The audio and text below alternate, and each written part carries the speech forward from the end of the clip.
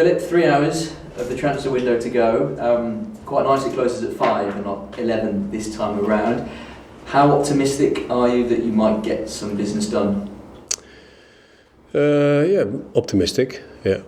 So as we speak, we're working on a transfer, so hopefully we can announce something within a few hours.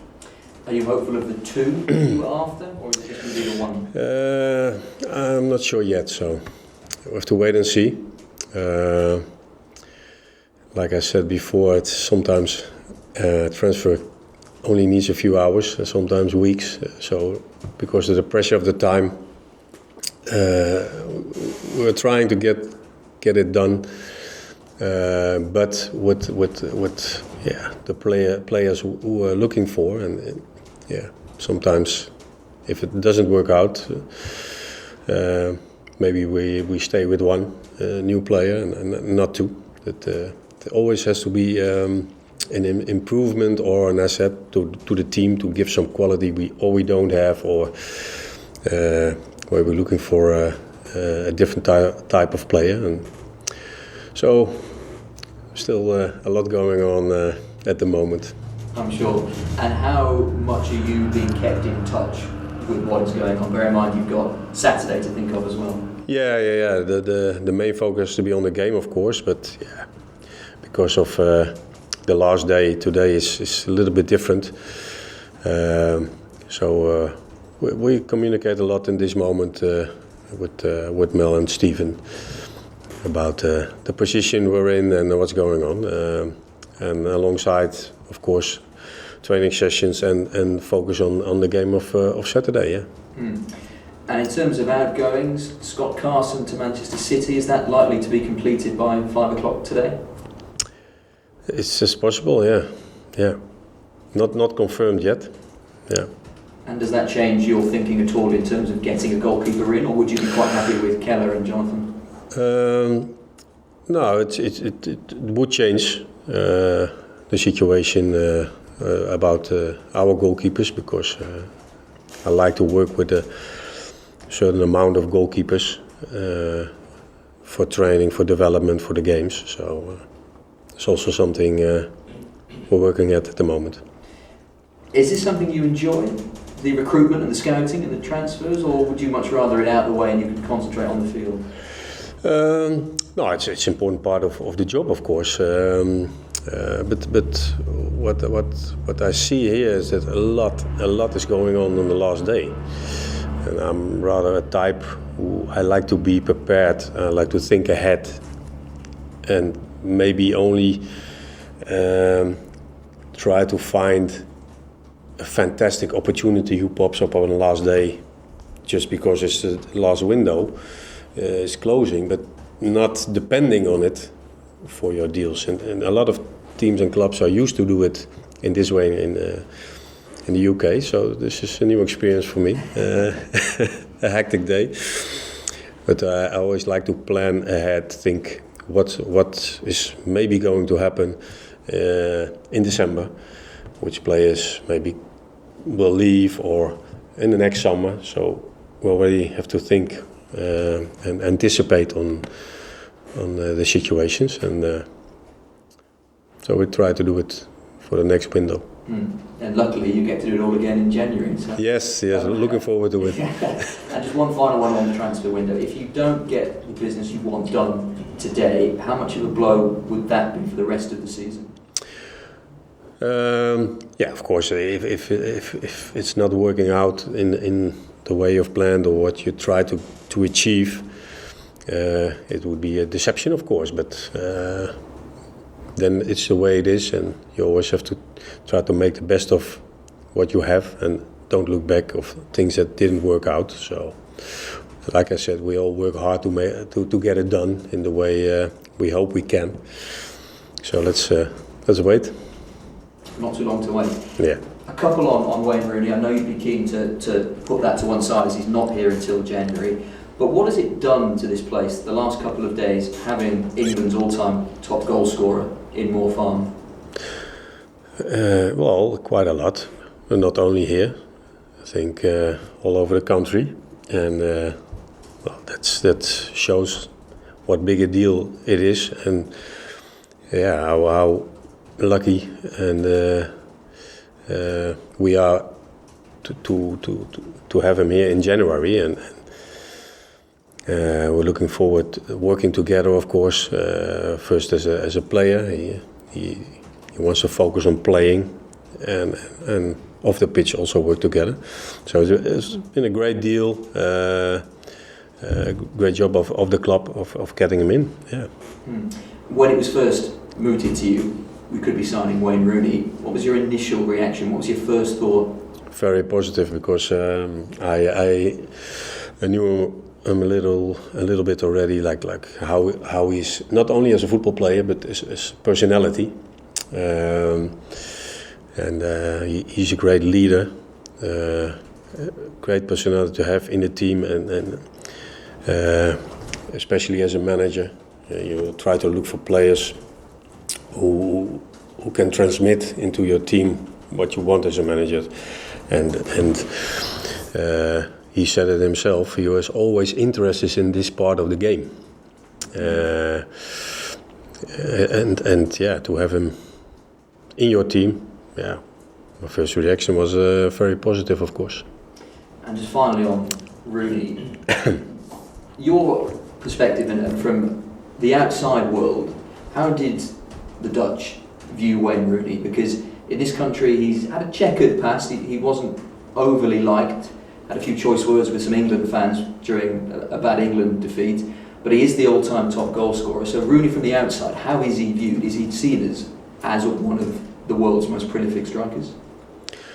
Yeah, in Holland we do.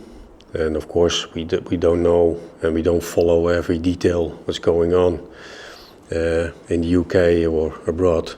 But just as you look at his performance throughout his career, the prizes he has won, the goals he scored, yeah, it speaks for itself. And I think to get him back from the States into the UK to play in the Championship, it's just being a great deal.